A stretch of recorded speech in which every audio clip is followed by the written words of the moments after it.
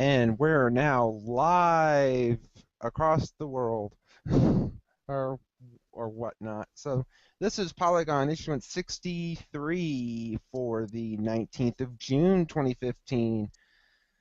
I am, of course, Jeff Wilcox, the host. Used to be the co-host, but I'm just the host now. And with me this evening is our horticultural specialist. I'm going to say that wrong because I can't say horticulture. Horticulture. Derek will say it. Derek McKay, who is the horticulture specialist at Tedler Garden Center in Cumming, where you can get quality plants and whatnot and quality service. And now we're going to make Tedler pay for that. No, we're not. But anyway, Derek's is gonna be on because we're gonna talk about prairies and whatnot because he's been doing a lot of stuff on the Weather Network website, iawx.net, on a prairie outside of where he lives and where Ted Lair, of course, is in Cumming, which is pretty much an outer burb of Des Moines at this point. So we'll be talking about that. But before we do that, and I will mention this because there's going to be, when we look across the country at the weather right now, the current weather, this Bill thing, this tropical depression that's in Missouri right now, is still tropical, and it's still around, and this is irritating because this the best thing I would say, I guess, is that the storm didn't come here because we don't need rain as much as they got in, say, Oklahoma, where everything is floating away like it is. And I'm going to bring up the satellite image, so let me do that here. I mean, here's Bill, the remnants of it right here. You can still see a little bit of the outflow of it, right here. It's centered near Cape Girardeau at this point. It's going to move along the Ohio River and up into the mid-Atlantic. We have this complex of storms up here in South Dakota that's moving just north of Sioux Falls as of this moment. Another complex of storms. This could be the storms that'll race southeastward into the northern part of Iowa, where Derek and I both are, later, very late tonight and into tomorrow morning. And this complex of storms could form an outflow boundary that's going to form more storms across the eastern part of the state, at least the eastern half of the state, on Saturday, tomorrow. So otherwise, it's fairly benign. A couple of popcorn showers in the east, a couple of stuff in Texas and New Mexico, and of course the west. There's nothing going on in California. There's not going to be anything going on in California for a while, and that's kind of sad. I mean, they're not getting any rain. They didn't get last winter, so not looking too good for them. But otherwise, next week, and I'll keep the satellite up, it's going to be pretty much something similar to this. We have complexes of storms, and they race across the area. That's going to be every night. And Derek would know this, that most of the summertime rainfall we get, most of the rainfall we get in the summertime is typically from nocturnal thunderstorms. Because during the day, it's typically like it was today. Sunny, a few clouds around, and highs in the 70s, 80s, and even a few 90s. You get popcorn storms maybe in the afternoon, nothing, but that's widely scattered. The rain, most of it comes from these complexes, like this one or this one, and they roll through. And next week it's going to be almost constant. Every night could be this, but you can't forecast it. So, but in any case, I'll get rid of the satellite image. So, and let me, wait a minute, I gotta get rid of that. Okay, no, I didn't. I'm having technical issues. But anyway, Derek is with us. He's at his house in Cumming, and he's going to talk about the prairie and another prairie he found. He's the prairie finder. We'd probably call him that, the prairie finder, or whatnot. So Derek, I think Derek is laughing about that, but talk first about the prairie in question, the first one, not the second one. The first one that you saw outside of Cumming, and talk about how it's evolved from when you first saw it to where it is today. Well, when I first saw it, I was walking on the Great Western Trail. I saw it, and there was a lot of dogwood growing in it, just kind of invasive tree species or native tree species that were in there, but have taken over because there was no management. Then this spring they burned it and then mowed it, and so now it looks so much better than it did before because there isn't as much invasive shrubs and woody plant material, leaving it just leaves the grasses and the flowers behind.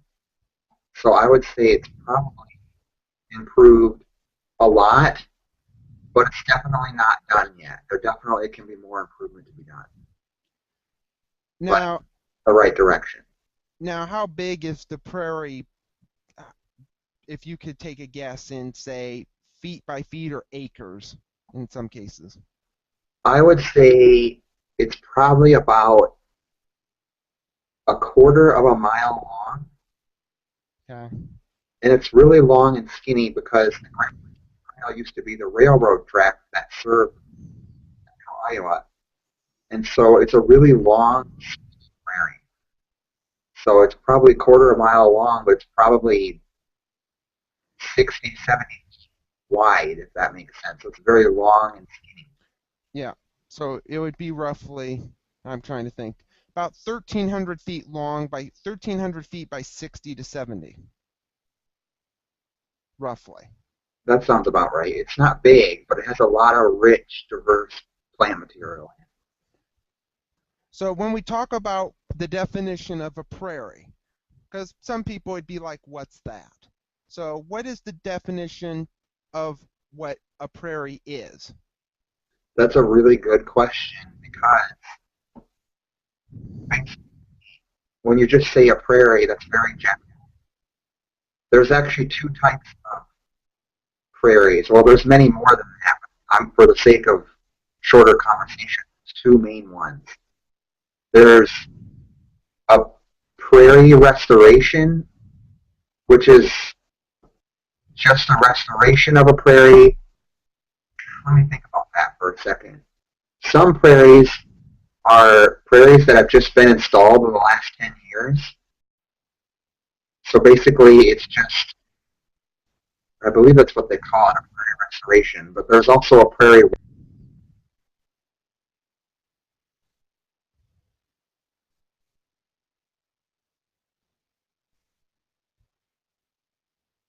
And now something's happened. It was so exciting. Wasn't that an exciting program about prairies? But I could go along with the prairie restoration is pretty much what he said is pretty much, from what I gather, is prairies that were restored, but maybe not in the same place they were back when the people came and settled in the area. So mainly it's prairie they just put in somewhere, and it's here. And there's a lot of those in the state. But when it comes to like prairies that have been there since the state was settled, those would be native prairies. So there's a difference. Prairie restoration would be prairies that maybe used to exist, then they became farmland, and then were restored back into a prairie for some reason. Let's say the farmer, just the family, whoever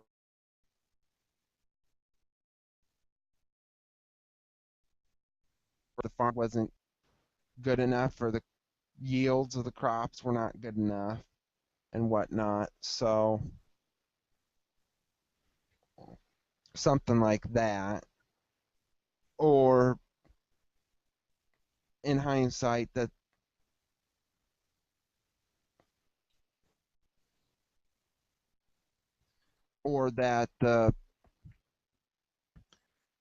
I think it's mainly because of that, or in some cases, and Derek's left. But that's pretty much what it is, because I know there's a few prairies near where I live in Jones County. There's one at Scotch Grove, and I believe that's a prairie restoration. I'd have to look it up, and I'm going to look it up right now. So just bear with me. But that's pretty much what I would think it is. So I assume you're back now. Is it working?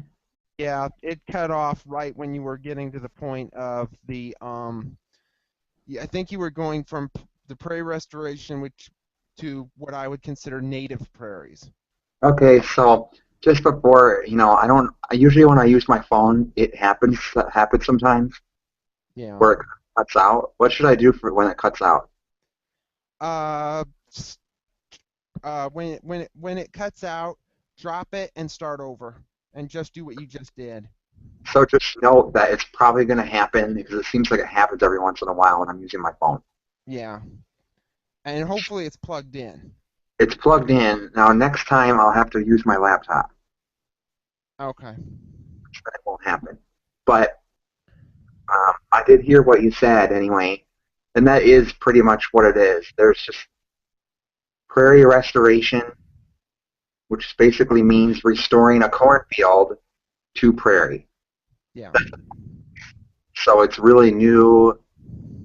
There's less of plant diversity in there. It's something that's always been prairie and never anything. So basically, never touch plow. Basically, is what that means. Yeah. And there's not many of native prairies around because a lot of the what was once prairie was turned into farmland, but a lot of several farm and most of the reasons for farmland to go back to prairie is like I was mentioning is that the farmland ended up not being getting enough yields or it wasn't profitable, so it was better to just put the land back to what it used to be because you were never going to make money on it being farmland. So if it's not going to be usable as farmland, you might as well make it back into a prairie. Yeah, and a part of it is also that you actually get there's special programs out there that you can get that gives you benefits when you have land stored back to prairie. You get incentives for that. Yeah. But basically, prairie remnants can never be brought back. So even though there are prairie restorations, which is a really good thing, prairie remnants, once they're gone, they're gone. They'll never be the same no matter how hard we try to plant it because it's just not the same when nature does it. Yeah, because and the thing is that at least they're doing something. It's better. It prairie restoration is better than not doing anything. Yeah, I agree with that. I totally agree with that. But I also think that whatever prairie remnants are out there currently should be protected and preserved. Yeah.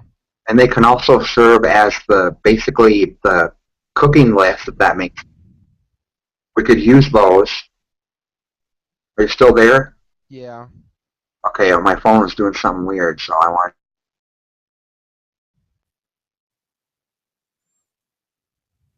And there you went. But anyway, this is going to be fun. So I'm going to bring up this this this is what would be considered. I'm going to make sure this is what it is. This is now just a second. I got to read this. It says, okay, this is a prairie restoration. This is a restored prairie right here. Oopsie. That's not what I want. That's what I want. Okay, see, so this is what is a restored prairie right here. This is the one that's in my county. This is near Scotch Grove. You can see this is a restored prairie right here. And this is what used to be across the state of Iowa quite often was right here. So, but this is what a restored prairie would look like. Now, let me get rid of that. Now, when we switch over to say native prairies, which would be ones that like Derek said before he got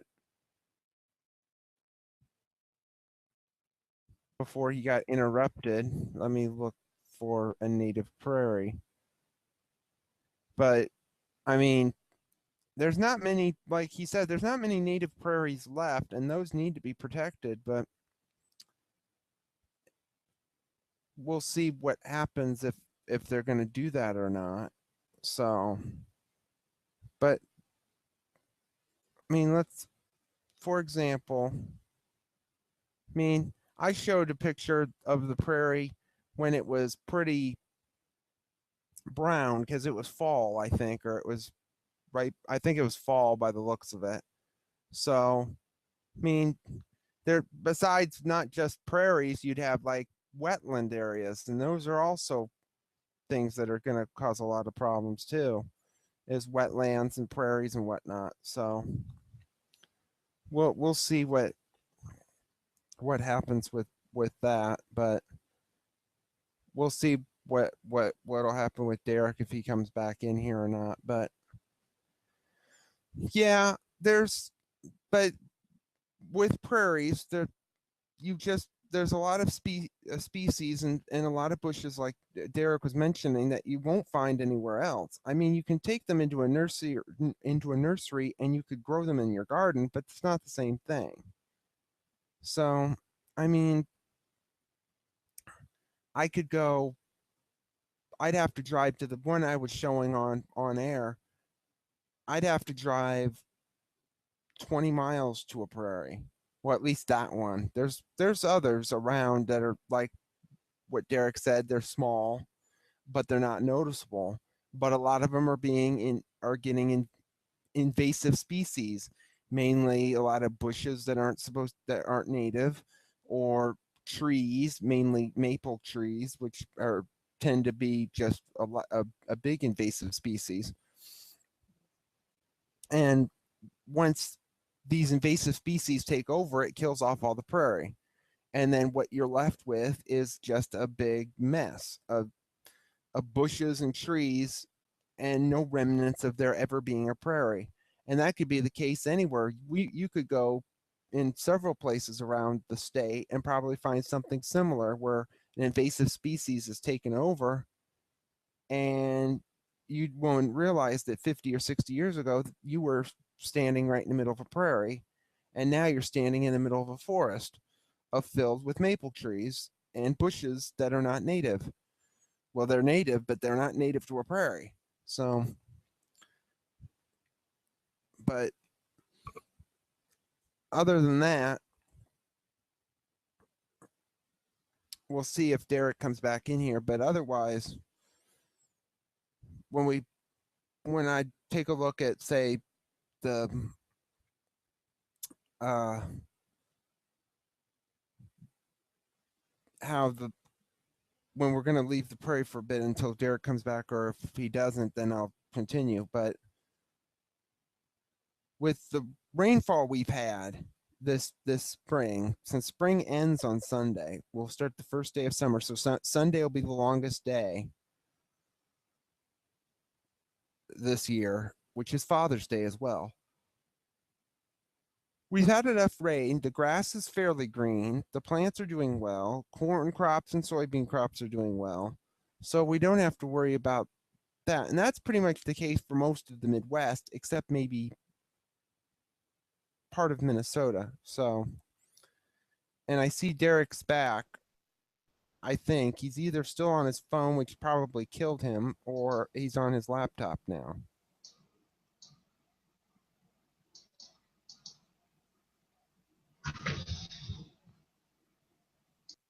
Yeah, he's on his laptop now, so I'll keep talking while he prepares.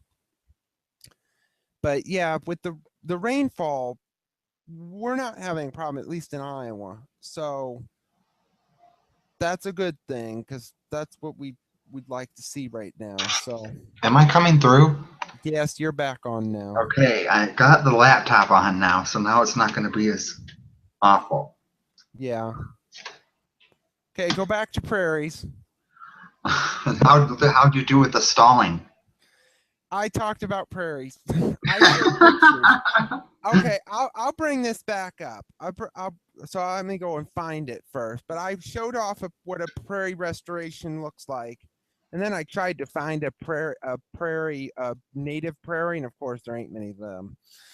which is kind of sad. But so let me go back and look for it again. So just a second, I got to go and look for it. So this will take a while. No, I don't. Okay, there's the picture of it. I want no. Give me. What a very annoying computer this is. Oh brother, I don't want to show that. That's tiny. I don't even see a picture. No, because I'm trying to find it, and it's too small for that one. So I'm gonna have to go No, to.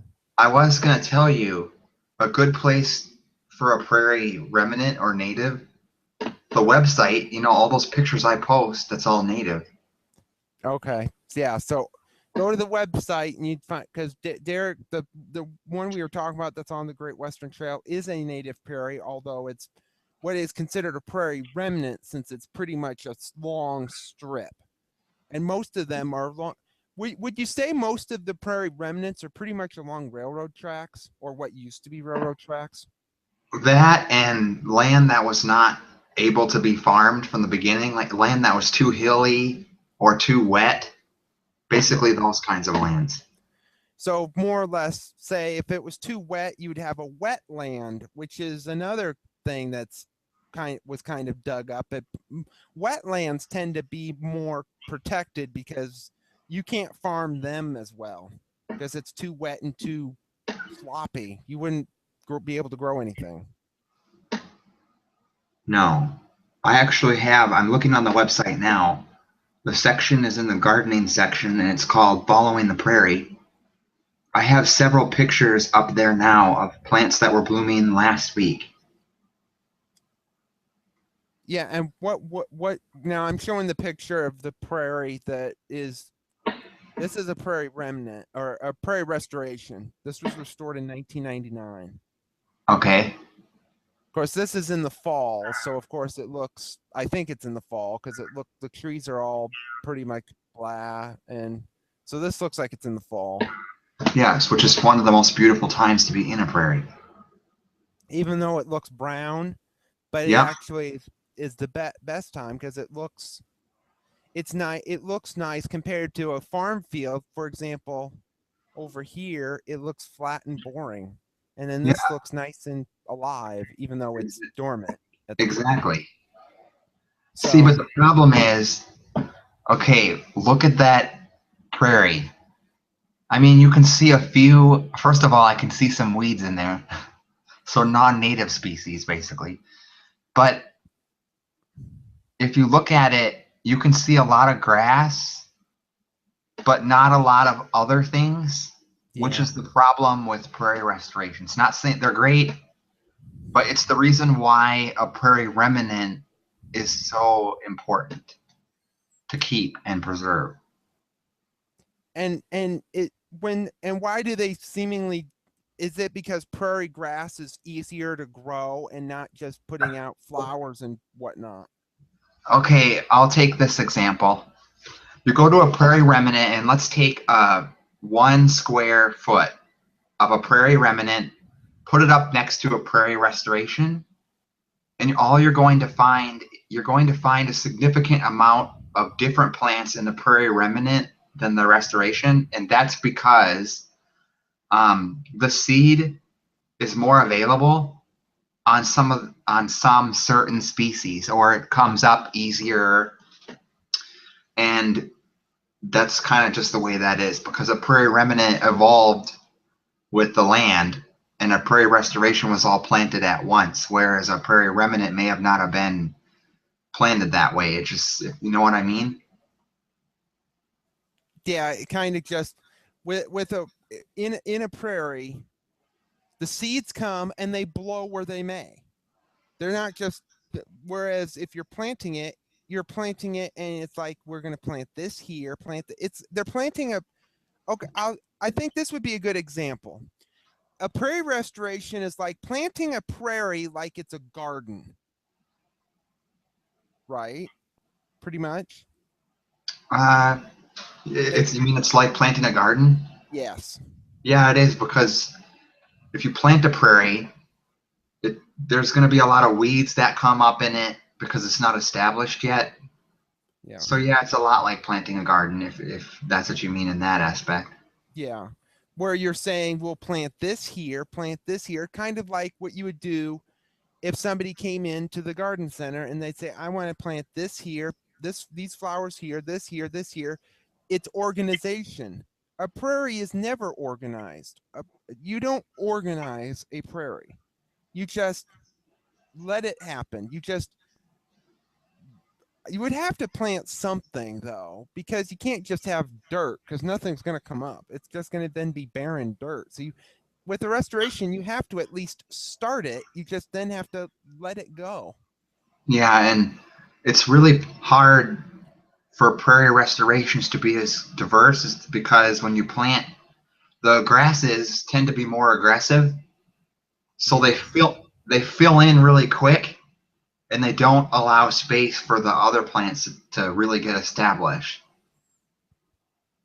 And is that because are the grasses, and I don't know if you'd know this, are the grasses in prairie restorations actually in remnant prairies? Or What was the question? are the grasses that they plant in prairie restorations the same as you would see in, for example, the prairie remnant that you've been taking pictures of? Yes, if you're actually planning a proper prairie restoration, excuse me, you actually should get your seed from local ecotype seed, meaning that it came from Iowa, and Iowa is zoned into 3 zones: southern Iowa, which is the southern 3 counties; central, which is the middle 3 counties; and then northern, which is the northern 3 counties. So if you live in the county I live in, for example, Warren County, you would get your ecotype seed for the southern part of the state. And prairie restorations are actually gathered, the seed for that is actually gathered from prairies, other prairies, including some prairie remnants. Now, do you know if they've done that at the prairie remnant in near Cumming? No, that one has not had any seed taken from it. Do you know if they're going to in the future? I don't think so. I mean, this is what I think. I think the county probably knew about that prairie, but they started getting more interested in it when I started contacting them. So I think it could develop into that someday, but I'm not really sure what their plan is for that property, or if they're going to use it to make other prairies as well. Now, then you found, and we mentioned this earlier, and we're going to go back to it now, about the other prairie remnant you found that's fairly close to the other one. So talk about that one and the differences between the one that's on the old railroad track, which is the Great Western Trail, and the one you saw on this dirt road. Yeah, if you can picture a railroad track and then a prairie, but see, then there's a line of trees, and then right after that, there's a dirt road. And when I looked over, I could see some prairie plants in there, so I decided to investigate farther by going over to that roadside, and I found more prairie remnant plants. And there was a lot of different plants in there, even different than the ones that were in the prairie. Like, for example, in the prairie remnant along the trail, there is no false indigo in it, which is a flower. It's a flower that kind of it's tall, it's white. I found it all over the side of that road, which is just an old dirt road. It's not even paved. So I was very surprised that there were so many different plants there. So I would be really curious to learn about the history of that piece. But I just found this tonight, and so I wasn't able to do any research on it yet, so I know very little about it. I would assume this is what it is. Yeah, that's the cultivated false indigo. In the wild, it's white. You don't usually see very much blue, but it looks exactly like that, except for the flowers are white. Okay. I just wanted to be sure that's what it was. Yeah, there were. I probably counted. I walked a quarter mile. I probably counted 20 of those, and those are a sign of a very established prairie remnant when there's a lot of those. So what else So how long was this one, even though you found this? So you're pretty much, like I said at the beginning, you're a prairie finder. Yeah, so I walked, and it was actually okay. So there was mixtures of different areas.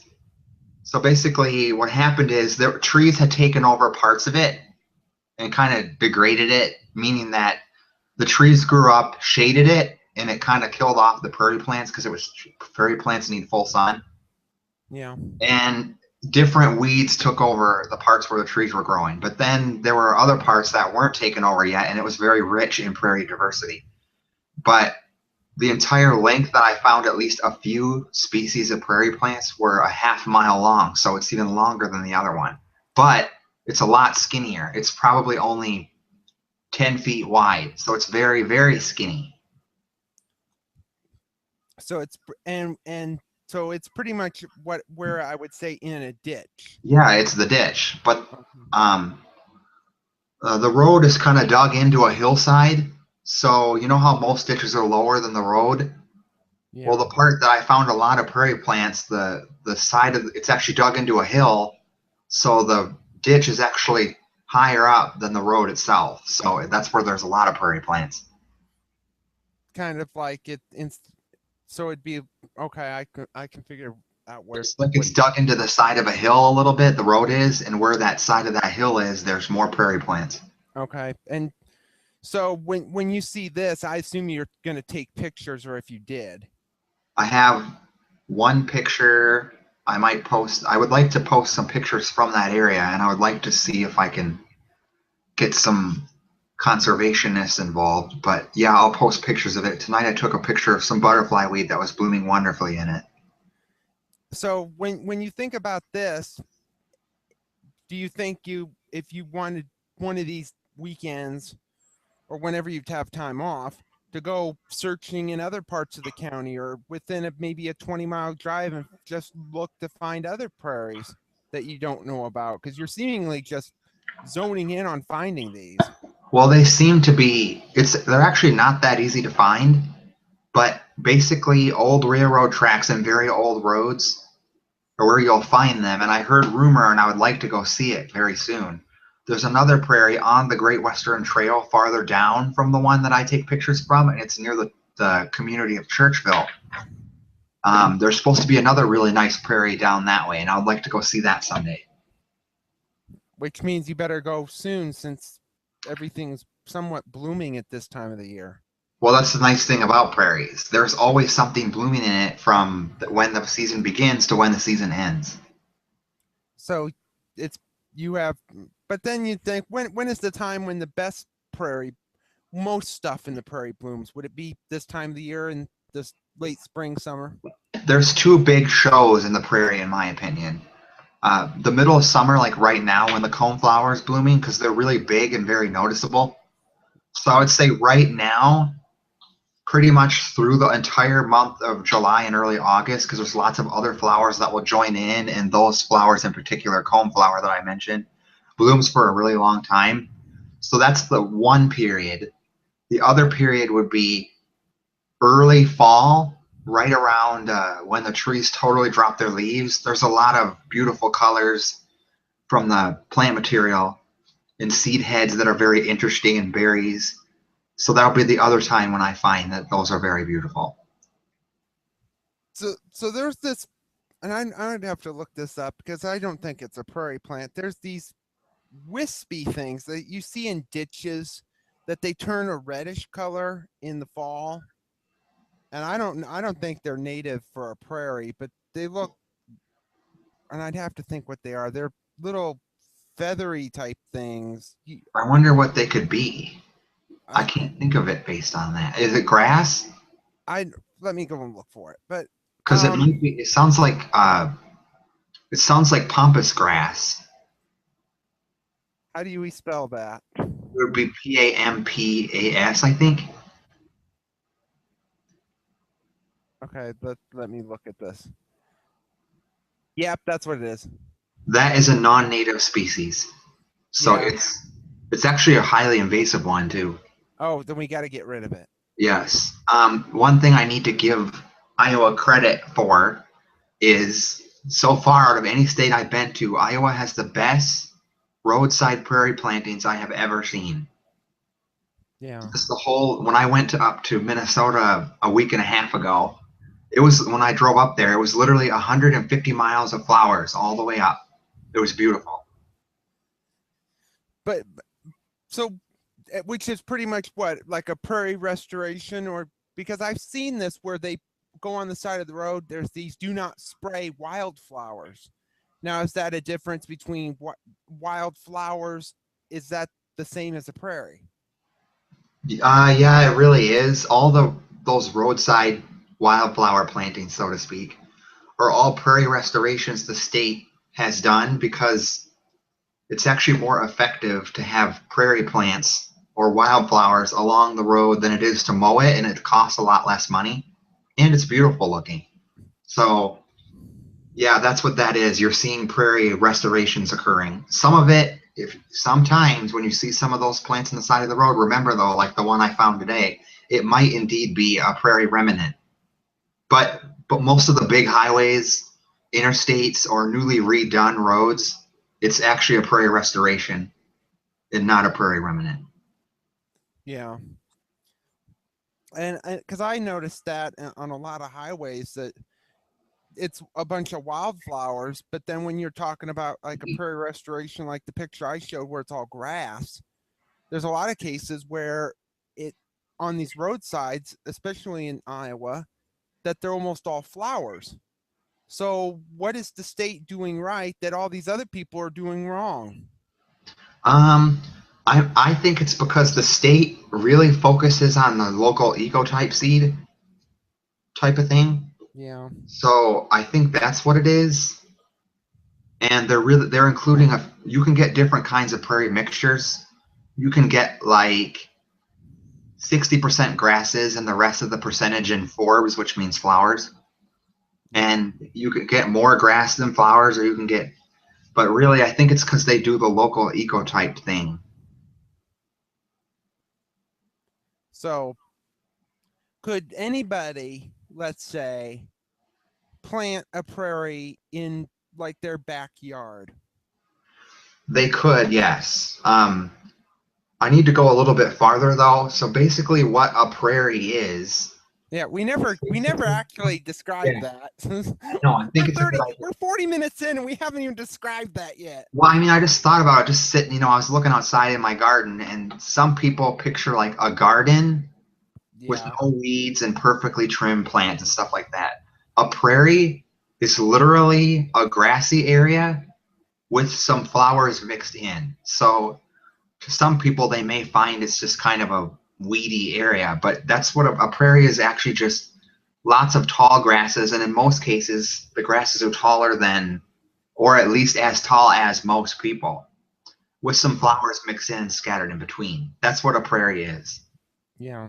But yes, you can plant them in your yard. Um, there's two types of things you can do to incorporate it in your yard. You could have a prairie restoration, a small patch, which is actually called a micro prairie because it's very small. When I was in college, they had one. It was probably 40 feet wide. It wasn't that big. Yeah, you could have those. You can also simply have a more traditional garden with just prairie natives in it. And that's what I have around my house. I have a garden, but all of it, except for very few of it, is non-native, and probably 85% of it is all native plants Yeah. or grasses. I have a lot of grasses too. Now with prairie native plants, you can possibly get those at a garden center like the one you work at, or would you have to get the seeds from a prairie remnant? That's a good question as well. First of all, before I did this following the prairie, I didn't really know how much flower. I didn't realize how many flowers that you buy or are out there that are actually original prairie plants. Most of what you find available in garden centers are probably some type of prairie plant. I didn't realize it, but at our garden center, I would say probably 60% of what we have is a native plant. However, there's a native plant, and then there's the true not messed with, if that makes sense. Prairie, I mean native plant, excuse me. a lot of the plants that are for sale in garden centers have been hybridized Yeah. to bring out certain colors or certain qualities in it. So I'll take this one plant, for example, bee balm, which I have in my own garden. The kind I have is the cultivated kind, which means it was bred to grow a certain way and have a certain color. So it's red, has a dark red flower, and the leaves are different. Whereas that plant in the wild actually has a light purple, almost lavender colored flower, and the leaves are smaller. So that's basically what you find in garden centers. Still a good thing, but they're not the original, not messed with genotype, if that makes sense, type of plant. So similar to what I was showing earlier with the false indigo, where I showed the cultivated one, which is purple, but it's white in the wild. Yeah, you'll find that. And in my opinion, I'm okay with the different colors. I do find that I do like the original plant sometimes better, but I consider it, if you're getting a plant, even the cultivated one that they had grown out to be different colors is still a native in my book. So when and this is leading me to more questions. So when you think about the native plants, we'll call it the native plant. Anything else is like you said, hybridized, or is an ancestor of the native plant. So you could pretty much say the ancestor, because it's been like like you said, messed with. Yeah, So I would say the ancestor would be the plant that is the original plant. It's the color it always was, and it wasn't bred. That's what I would call the ancestor. the yeah, and then everything from there down it's similar, but it's not the same thing. I wish I could remember the name for that. I don't know what the name for that is, but basically what I'm describing is what that means. Yeah, where you take the plant and you, yeah, and I can't I'll, think of it either. I'll bring up another example. I have a picture on my latest prairie post, and the flower's called Beard's Tongue. And Ew. that one, in the prairie, it has a white flower and green leaves. The kind you can find at most garden centers has a maroon leaf, but the flowers are exactly the same color. Does that make sense? Why did they do that then? It's because to most people, the maroon leaf is more attractive than just a regular green leaf. Great. Then next we'll have leaves that are blue. Yeah, I don't think they'll go that far, but it's still the same prairie. I mean, it's still the same native plant. It's just it has a different color leaf than the one you would typically find in the wild. Now, you wouldn't, this would be a good question. With all these crazy hybridized plants that used to be native, would somebody who didn't know what they were doing put in these hybridized plants into a prairie restoration, and would that be, I'll say, stupid? I don't think it would be the worst thing. However, I would stick with local source seed for prairie restorations. And if you want a prairie landscape, I'm going to call it, so basically not an actual prairie, but a prairie inspired landscape with not a lot of grass. You know what I mean? Like a garden that has natives in it. Yeah. I would use those for that, but I would use the original seed source and the original plants for a restoration. I haven't heard yet of anybody using the hybridized versions for a prairie restoration yet. I have not heard of that occurring yet. And I'm sure if you did, you would get on them. Well, I don't think it would be the end of the world. However, I think we should try to keep it as native as natural as we possible. yeah, as natural to as close to what it was as we can get. It's not, like I said, it's not really possible to get all the way there, but you can get pretty close Yeah. when you do a prairie restoration. But when people would say, well, what are the native plants or the plants that are in your garden center that used to be native plants? You're naming off a lot of these plants that people are like, what are those? I only know petunias and gladiolas and all this other stuff. And you're like mentioning all these other things because people they're not into gardening as you are being in the business. And I Yeah. know a little bit more than most people because my father did a garden center for many years, but at his work when he was working. So, of the plants that most people would know, are any of them even related to a native prairie plant? Yeah. Trying to figure out how I can describe this. I'm Most of the making these ones, hard. I mean, I'm trying to figure out how to describe it that would, a lot of people don't know the names of plants, but they would know it if I described it. There's a flower that's in a lot of gardens that's basically a pink daisy. And you see them everywhere. They're in a lot of landscapings. I know most people have heard of coneflower. Most people know what that is, Yeah. or would get it if they typed it in their computer. That's one of them. It's a prairie native. So yeah, there's a lot out there. If you're really more interested in learning about that, I would just go to a local garden center and ask the person there to show you the native plants. I think that's going to be the easiest way for them Yeah. to learn it. Which means we're going to make sure we're sending them all to Ted Lair. Well, I really like helping people in gardens, and that's one of my favorite questions to answer, to be honest. I've had a lot of people that they're talking about plants, and I'm like, well, are you interested in going native? And they'll be like, I never really thought about that. And then they say, I would like to, and then they're really surprised by how much selection they have. But I'm not certain on, I'm trying to, how I describe this. I'm not particular on which place you shop at, just as long as it's a local garden center. Yeah. But and we'll wrap it up with this, and then we'll do our shout outs, which you don't have to do if you don't want to. But anyway, but wait, up to this year, because the garden center season is past its peak, pretty much.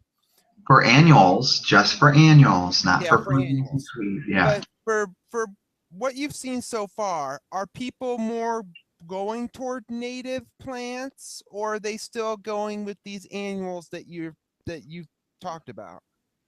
Yes, prairie restorations, prairie natives, native plants, roadside plantings are all becoming extremely important. It's actually, people are becoming more aware of it, and we're slowly educating people about that. So I would say it's more aware than it has been. People are, but we have a long ways to go. But yes, I would say it's definitely gaining popularity. Because if you would go back like 6 years ago, 7 years ago, you wouldn't have even really heard a lot about this, but now it's really starting to be pushed. So I would say, yes, it's getting popular, and it's only going to continue to get more popular. So you'll be just continuing to do the prairie thing for the rest of the year and into the winter, and continuing to see how it evolves then. Yep, I'll be continuing to watch it, and if I find more, I'll post some more. And when is that going to be? We want to hear the exploits of Derek the Prairie Finder. I haven't really decided. I've noticed some other plants starting to bloom in the prairie, so that post will probably be released in a couple of weeks. I should probably do one on the new prairie I found. I'll think about posting one for that, and then I'll release it shortly. I'm not even sure when to plan it though, but I'll get one out there. Yeah, and if you thought about going to the other prairies, they're the bigger ones that are in the state, which are pretty much restorations, although some of them are native. Have you thought about going to those and comparing them with the one that you've been keeping track of? I've actually done it a little bit. I went to one somewhere near, I believe it was right near Montezuma, and it was a prairie restoration. It was the first year, so it's basically was just grasses and no flowers. But yeah, I've done a lot of comparing. One one of the best natives in Iowa is called Hayden Prairie, which is up near Cresco, Iowa. And there's another really good one near Indianola. It's called Thunder Prairie. That's the one I really want to see this year because that one's really close to me. Yeah, I mean, on your next day off, Derek, you should just go down there. I do. They're actually having a wildflower convention or something like that at that prairie, and I would like to go to that. It's on the 29th. There's Derek's shout out. The wildflower. Okay, this made me think of one. Okay, sunflowers. Are they prairie things or just a bunch of things people grew in the Dakotas? sunflowers. You mean the ones that you farm in the big fields? Yes. Those are non-native sunflowers. However, if you look in the woodlands, you'll see like a small sunflower with a black center. Yeah. It's probably like 3 inches. That's a native. So there Yeah. are sunflowers that are natives, but those big ones that you see in pictures and that are grown for sunflower seeds are non-native plants. Yeah. Those were hybridized, likely from the original. It could also be that, see, I'm not sure that that's the case. It might have just been that it was, there could have been a giant sunflower that came from another country and then they figured out it had crop values and then they brought it over to here. I'm not sure. Yeah, I'm pretty sure they didn't take the small one and make it that much. Sure they didn't do that, but I'm sure it came from another country, but I don't really know a lot of the history on sunflowers. Yeah, because that made me think of that right off the bat. So I'm sorry, I kind of went off on a tangent again. That's okay. That's You, okay. you know how I get. I get all crazy with See, that's fine. I appreciate that because see, I'm very technical, and I appreciate that you let me know to tone it down a little bit so I can get other people to understand what I'm talking about. Well, in some cases, technical would be good because we want people to know that you're smart. Yeah, that's true. Okay. But but yeah, because I want to go because I've actually the prairie I showed, the brown stuff, the one that's up by Scotch Grove in Jones County where I live. I've seen it from afar, but I've never gone to it, and I probably want to go up there one of these days to see it. And I might talk with somebody that I know, and I'll discuss this with Derek after the show before we split off. But anyway, about the prairie. But in any case, I'll do my shout outs. Derek did his shout out on this wildflower thing that's going on at Wildflower something or other extravaganza. They're going to throw wildflowers or something at Thunder Yeah. Prairie in Yep. Indianola. That sounds good enough. June 29th. Yeah, he's going to be there. So if you want to go and visit, find Derek. He's going to talk about flowers and false indigo, and he's going to show pictures. I only And he'll have. give out business cards. Yeah, I do have those. I've been giving them out, by the way. But I have one more thing to say. I just encourage people to go out to their local prairie remnant or prairie restoration and look at it really close because you have to look at it for a little while to really find that there's things in there. If you go by at it 60 miles an hour on the highway, you're probably not going to notice anything. Yeah. That's the only other thing I have to add. And the thing about the one that's in my county, the picture I showed, it's on a gravel road next to a church, just off a paved road, which is a county road. So you can't go 60 miles an hour past it because you have to actually go to it, and there are signs pointing to it, so you can go to it. Now, the one thing I do not like about this prairie, and of course I think that might be the case with all prairies, they allow hunting. So you would be best that if you're going to go to the prairie that I'm talking about, you best not go during hunting season because you're liable, or you better be wearing bright colors because you don't want to get shot at. So I'm warning. There's my shout out. Gotta be careful. Yeah, because some prairies they do allow hunting.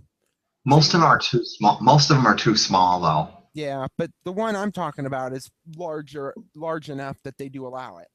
So you have to be careful with some of them. So just that's warning you. But like Derek said, go to these prairie remnants or the prairie restorations, and because you're going to find that this is what the state used to be back in 1840, 50, before it was dug up. And it looks a lot nice, especially in areas because you want to have a nice diverse ecosystem. You don't just want all farm fields, because that's why everybody says, oh, Iowa, how boring. A farm field, boring. Prairie, much more exciting, because especially when it gets the colors and it looks all nice and the wind blows the prairie grass around like these waves. You've seen video of that.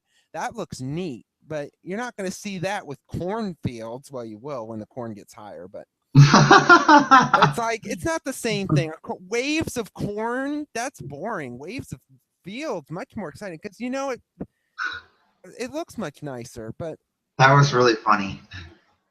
Yes, but anyway, I thank Derek for joining us. But next week, this could be interesting. John Bailey is going to be on from Forever Chasing. Derek knows who this is. We're going to be discussing controversial stuff, including the National Weather Service consolidation bill that was introduced by Senator Thune out of South Dakota. We're also going to talk about the storm chasing and how somewhat mediocre it's been over the last several years. Still deciding if we're going to do a show on the week of 4th of July. I think we're probably going to. I'll have to see. And then the following week, which will be a Thursday show, July 9th, Patrick Powell from WLUK in Green Bay, Wisconsin will be on. And then there's several guests on that could be on after that. I just haven't scheduled them, or they haven't responded to my scheduling inquiries. So we do this show every Friday at 7 o'clock Central Time, 8 Eastern. So with that, Derek, how can they find the Prairie posts? All you have to do is go to Iowa Weather Network, click on the gardening tab, and any post that's labeled with the first part of it following the prairie are all the prairie postings that I do. That would be iawx.net, and then you could go through the menus and you'll find it. Derek typically posts about what? At least once a week. Yes, during the busy parts of the season in the spring. Right now it's kind of a little more relaxed because the flowers are blooming for longer periods. And I usually like to update when there's lots of different things blooming. So right now it's probably every second week. Except for the new prairie that's he found. So yes, I'll have to make a post on that shortly. And that'll be under and that was what, right next to the other one, fairly close to the other one. It's literally probably 30 feet from it. It's like just across the other side of the track and then across the dirt road. Okay, so it might be honestly a piece of the prairie remnant that got that from the other one. That's what I would say. It's a piece of it. It just happens to be, the road and the railroad track cut through it, and then there's a little bit more of it over on the other side. Yeah, so it's pretty much what I would consider the same prairie. It's just in a different part. Yep. So you'll find that on the iawx.net website. You can get a hold of Derek there. He's on Twitter. He's on Facebook. He's at Tedler Garden Center most of the time, most days now, because he is getting days off now since it is not the busy season anymore.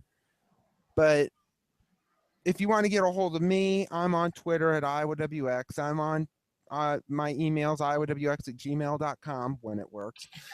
So for Derek, who's now going to do something, posting or whatnot, this is Jeff Wilcox, and we'll see you next week. Have a safe weekend, and God bless.